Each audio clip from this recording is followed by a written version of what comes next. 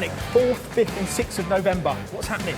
We have our open house, but more importantly, we have our UK launch of our new MX520T PC7, which is obviously our big mill-turn 5-axis. Okay, and what's different about that machine?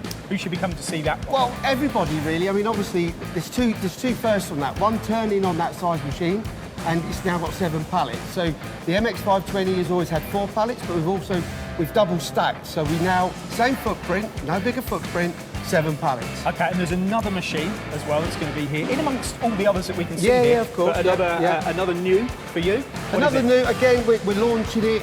We have actually sold a couple already in the UK, but we're actually launching it at the open house, which is our MAM 72 70V with a 6-pallet system. It's a much larger machine within the MAM series, and again, it's on show for the first time at our open house. And it's not just obviously the subtractive, additive as well, and everything you see here. Yeah, of course. We've obviously got an additive. Our additive showroom, our AMC will be open. Also, our Murata turning facilities open. So we'll have obviously the new Matsuuras, all the additive, and all the Murata range, all on show on the 4th, 5th and 6th of November. I'll be here too on the 4th of November, but you heard it from Dom.